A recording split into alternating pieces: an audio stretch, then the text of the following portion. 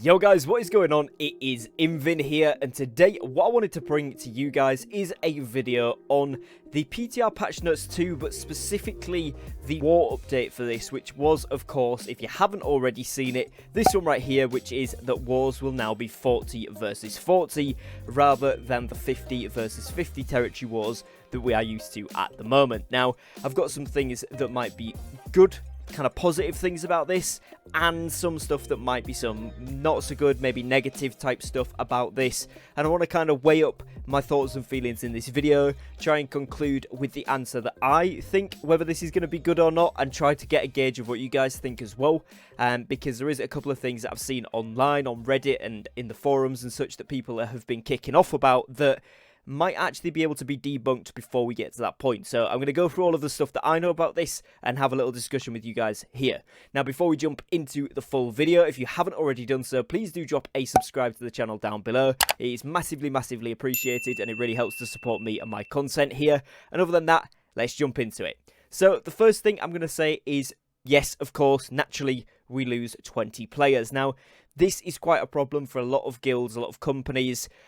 We're struggling to get everybody into the war that still wants to play. What's happened on a lot of servers, including my own, is most of the active companies from one of the factions have merged down into maybe between 3 and 5 big active companies. Obviously, there's still some smaller companies out there and some smaller communities that are still doing pretty well, and they join in with wars and things, at least on my server. But mainly the bigger guys have all merged together when they've got less active players as time has gone on and as different transfers have happened and such. And now we're down to sort of maybe, yeah, between 3 and 5. I think we've got 4 on Marauders on my server, for example. Big companies versing each other in each faction. And this is pretty good. It means that there's a decent amount of balance. There's some good competition on either side. And that way you will actually get, you know, some wars, but you will also be defending your territory. So that's good. Problem with that is, of course, you are struggling to get 50 members. Sometimes you've got not enough to fill a roster and you need to ask allies for help. Other times you've got way too many signups of your own people and you can't get them in, especially like us at the moment. We've got 2 companies, one mainly for PvP players and one for more PvE focused players. But of course, it'd be nice to get some of those PvE focused players into the wars to, you know, experience things, to give it a go, to see whether they like it and see whether they might want to be a PvP player. Now, at the moment, that's slightly more viable because you can offer up maybe 5 to 8, maybe even 10 slots, depending upon your opponent, depending upon what you're doing, whether it's attacking, defending, what's viable, and that gives other players in the companies an opportunity to participate, which is really good. But not all companies are able to do this. They might need their best war team, and going forward, if we cull that by 10 players per company, so 20 players war-wide, less people are going to be able to participate, which I think is the main thing that a lot of players and groups of players are worried about in general, is the lack of allowing people to join in with something which basically is the best feature for a lot of players. Even with, you know, some issues with stuttering and lag in places, it is still probably the best feature. It's the most fun feature, I think, personally, anyway. And I think that's what a lot of people are on the same wavelength about. Now, with this, obviously, I assume that the 40v40 is a way to combat some of the lag and desync issues that I mentioned there. With less players overall, 20 less players being on the battlefield, there's less stuff going on. It should lag a little bit less, and that should more or less stabilize it. There's been some wars where it's been worse, but the ones that have been pretty smooth since the February update, which has been probably 80% of them, have actually been pretty good. So with 20 less players battlefield-wide, you're probably going to see a very decent improvement to that stability. However, what I think is going to be the main thing is, you know, you've got your strategies at the moment, you've got people's ways of defending, and of course these can be adapted, but it's quite a cool way of doing it. 50 versus 50, 100 players, it's quite an epic battle, so it'd be interesting to see what the feel is like with a reduced player cap. Now, the thing that I would say in terms of the participation thing then is in the dev update video, they did mention that they would be bringing some sort of maybe potentially practice war type events, which would be something where players can queue up and play this mode, and it's a pretend war or a practice war for rewards similar to maybe Outpost Rush, something along those lines, but giving people that war environment. Now, if this is in the works, this could be a great way to practice, whether you can sign up with your own team to fight against another opponent and you can sign up for attack or defense. I don't know. I don't know if it's going to be a random fill. I don't know if it's going to be predetermined. I don't know if you're going to get to select which team you play. it was just an idea that was thrown about after the dev update video went live. Now, that being said, if that's coming in March, we haven't yet heard anything about it. That doesn't mean it isn't coming, it just means it's not yet been announced. So there's a potential we could see that. I mean, they could still announce it as something upcoming, but the chances are we'd probably see it in April or onwards because it hasn't yet been announced, like I said. But there's nothing to say they don't have something up their sleeves. Now, that'd be really cool, and I think that'd be a great environment to get people testing the wars, get people used to the tactics, especially if they allow you to sign up with a predetermined team, or your company can kind of book a slot or book a fight versus someone else, and their company signs up, and then you both assign the players as you would in a normal war, just in a practice environment. That'd be really, really cool, and would get people used to the environment. Now, of course, the other thing that people are then worrying about is the respawns with the wars and how that's going to work with the 40v40. So again, for those of you that haven't seen the patch notes or watched any videos on it yet, they are making defenders' respawns be from on the point where they would usually be. So for example, point A, if you're attacking that, you can respawn on point A up until the point you lose it. Now you're going to be respawning inside the fort. Now, I've made a video discussing my thoughts on this, and really my best solution was that kind of works if you allow people to pick the side of the fort or the fort gate that they can spawn at, because if they're spawning randomly, it's going to be a little bit choppy, and it's going to be less gameplay and less content when you're in those environments. So that's one thing there, but that, like I said, is in another video.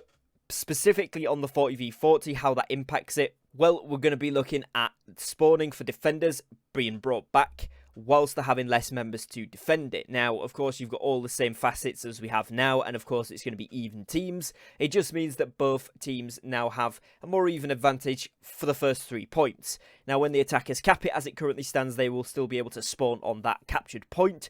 Does that give them an advantage? A little bit, yes. Is it a good advantage? We don't know yet. We haven't really seen how it's played out, and I think that's the way that the 40v40 is looking right now. It could be really, really good if it reduces the lag to a consistent point where everything is very, very smooth in the wars and it runs exactly as intended. Then I think people may be more keen to lean towards, actually, this isn't so bad. But if it's still, you know, choppy in places and, you know, not quite responding as we thought it would be, and it's making it hard for tactics to work out, it's making it hard to defend or attack specifically, one or the other, or both, then I think people are going to be less inclined to be thinking it's a good update. So there's a couple of things to think about. One of my personal suggestions, and something that a lot of people in my company have mentioned, is potentially instancing the wars. Currently they take place kind of in a fielded off area of the open world, and it's still going on the same kind of server side thing as the rest of the open world stuff is, and all of that goodness, which is great, but that is potentially one of the reasons why it lags. Now, obviously, I'm not a game developer. I don't know if there's a reason why they can't put this into an instance, but that would be my first thoughts, as maybe put it into an instance and keep it 50v50 and see how it runs then, because that way you're not culling players, you're not restricting content, but you are being able to maybe potentially make this run a lot smoother on a separate thing. Again, like I said, not sure if that's a possibility. The other thing that I think a lot of people are going to be kind of worried about, though, with this is obviously availability. Now, a lot of players, if you're not in a big company, if you're not someone who creates content for the game, so people will allow you to come in for that purposes, like myself, I'm pretty lucky. I get into quite a few wars because they allow me to be in there and be a part of it. Yeah, okay, sometimes I perform well, but a lot of the time I'm focusing on trying to get content, getting war footage, etc., because, as I say, that is potentially one of the most fun things about the game. Now, if you're not someone who creates content like myself, or you're not in one of the big kind of hard-hitting PvP companies that controls territory, it is much harder for you to get a war. Obviously, you can push influence, but you need a lot of players online to push for a number of hours realistically to be able to put these into conflict. At that point, if you've got a big company that's done at least 10%, they can also declare, and they can sometimes get the role over you, despite you having done basically all of the work. So I think really, if this is going to go through, we need to severely look at how the territory influence pushes work. So are we going to decrease the amount of time it takes to be able to get these PvP quests done?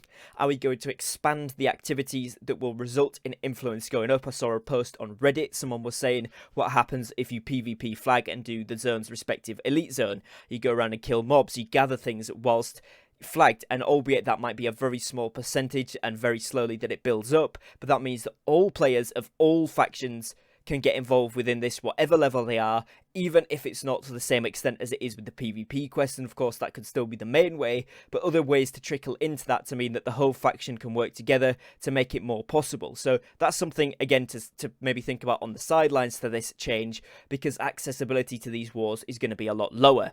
Going back to the original point I was sort of making there, is that if you're not in one of these big companies and you're not in their main war team, because even if you are in them, they can't fit everybody in with 50, they're certainly not going to be able to fit everybody in with 40, so it's going to mean that people are going to have to miss more of this content. And if you are someone that's PvP based, PvP focused, it's what you like, this could be pretty tough. It could be quite annoying, and it's going to cause companies to splinter up in order to try and get their own wars and get their own people in more actively. Groups are going to go off and say, right, let's try and get our own wars so that we can play more in wars.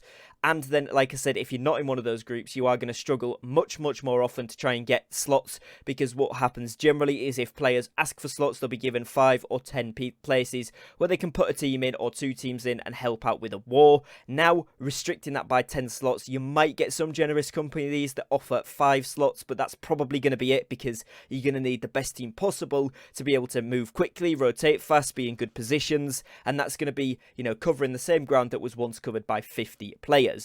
Now, that being said, it does offer a new rise for strategy. A lot of strategy development, a lot of tactic development can be done. I think it could be great for attacking, because you're going to be able to execute splits a lot easier. They haven't got the extra people, if you like, to be able to kind of hover. They're going to have to really divide their forces and go where they need to go. Also, on defense, you're going to see a lot more often when people do split.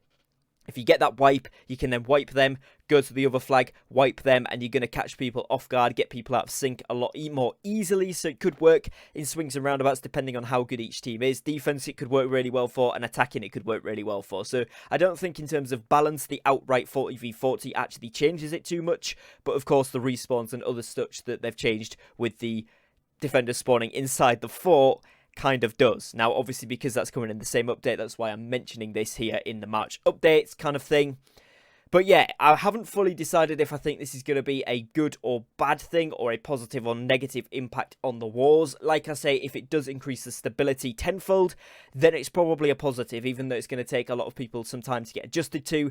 But what I do think is they would hopefully make a way for more smoother access to these wars, or more regular access to these wars for those groups that do want to do it, particularly the non-main PvP groups on servers that just want to get involved and have a go at wars, trying to get their hands on some territory or something like that. Hopefully they do reduce the amount of PvP quests you need to do, or at least make it easier to throw territories into conflict, because right now it takes several hours, even with a lot of members.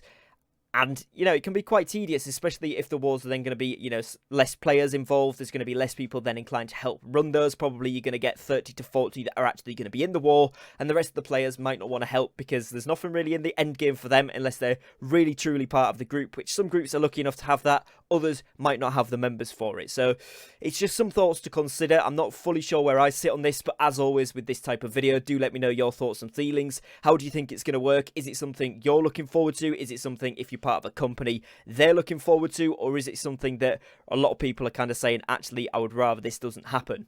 I think it's important to get this kind of feedback and discussion going now, whilst it's in the PTR, so that obviously we can contact New World. New World may see parts of content on Reddit, on the forums, relating to this type of discussion. And then obviously, if it's something a lot of players don't want, hopefully we can see it reverted. Or if it's something a lot of players do want, we can see it reinforced. So it's important to do. And yeah, let me know what you guys think about this, because I'm not fully sure 100%, but I think if it increases stability, it could be a good thing. I just hope they increase the access to it, would be my main caveat to that. So we'll see how they implement it. And of course, hopefully we'll get a chance to try this on the PTR first. That would be great. And if I do get hands-on with that, I will let you guys know how I get on with it, how it works, how it's feeling with the new spawns, etc., as and when the opportunity arises. If not, I guess we're testing it when it comes to live, if it fully comes into fruition. Don't forget, we've still got 2 to 2.5 weeks before this will come into the game anyway, so there's plenty of chance for changes to still be implemented. I just wanted to talk it through and see what everyone's thoughts were. So other than that, that's going to be it for today's video, guys. I'd like to thank you all for watching. Thank you for your time, and as always, I will catch you again very, very shortly on a brand new upload. Take care, guys, and peace.